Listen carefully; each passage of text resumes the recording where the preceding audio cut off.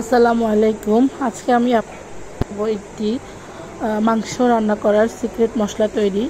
আপনি এই মশলা দিয়ে যে কোনো মাংসের রেসিপি তৈরি করতে পারবেন, তাহলে ভীষণ মজা হবে। তাহলে আপনাদের অন্যান্য মশলার ঝামেলায় যেতে হবে না। একদিন তৈরি করে আপনারা প্রায় 3 থেকে 4 মাস এটা ইউজ করতে পারবেন। এখানে আমি কি নিয়েছি আপনাদেরকে দেখাচ্ছি। আমি নিয়েছি জিরাটাকে ভালো করে ধুয়ে রোদে শুকিয়ে নিয়েছি। তারপর আমি নিয়েছি ধনিয়া, নিয়েছি রাঁধুনি, তারপর আমি নিয়েছি গোলমরিচ, এরপরে দিয়েছি আমি জয়ত্রী, জয়ফল, এলাচ, লং, দারচিনি।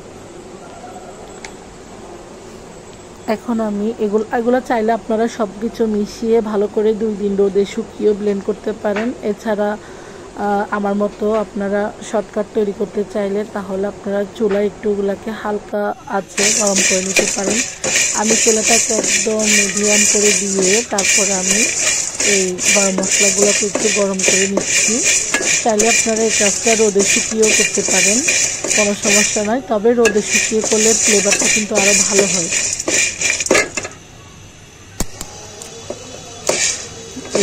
এগুলোকে আমি একটু গরম করে নামিয়ে ফেলবো। এইভাবে আমি সবগুলো মশলাকে একটু গরম করে নিব। যেহেতু এগুলো একটু শক্ত, তাই এগুলোকে আলাদা করে নিয়েছি। আর জিরাটাকে ধনিয়ার সাথে মিশিয়ে আমি একটু গরম করে নিচ্ছি। তো নিয়ে এগুলোকে একটু ঠান্ডা করে নিতে হবে।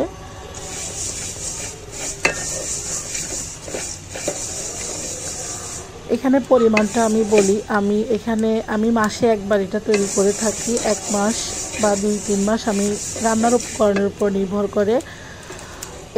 এই মশলাটা আপনি তৈরি করার পরে 1 কেজি মাংসের সাথে 1 টেবিল চামচ মশলা দিলেই কিন্তু হয়ে যায়, কারণ এখানে সব ধরনের মশলা আছে। এখন আমি শক্ত যে গরম মশলাগুলো আছে সেগুলোকে আলাদা করে নিয়ে এটাকে একটু ব্লেন্ড করে নিচ্ছি। এরপর আমি যে জিরা এবং ধনিয়া আছে সেগুলোকে ব্লেন্ড করে নিব।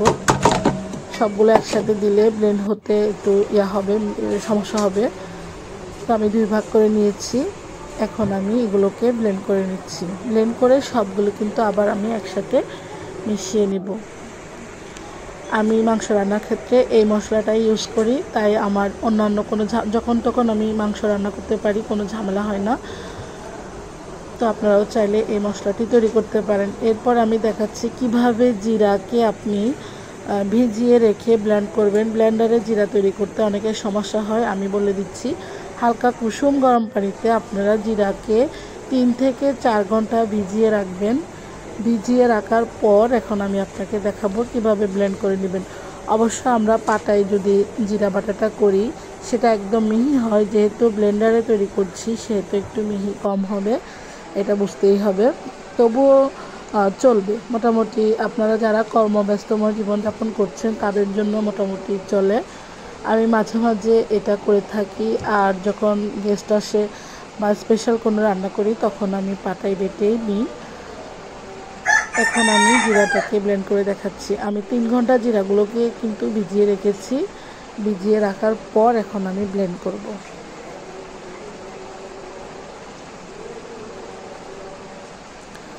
দেখুন জিরাটা ভিজিয়ে রাখার পর কেমন হয়েছে একটু দেখুন। একটু ফুলে গেছে, একদম নরম প্রকৃতির হয়ে গেছে।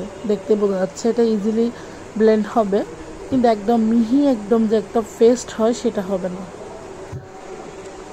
এখন আমি জিরাটাকে ব্লেন্ড করে দেখাচ্ছি।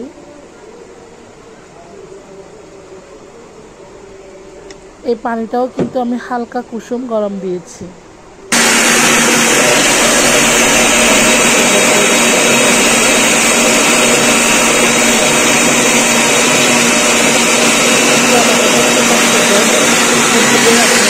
করলে খুব সহজে জিরা পেস্ট তৈরি করে নিতে পারবেন।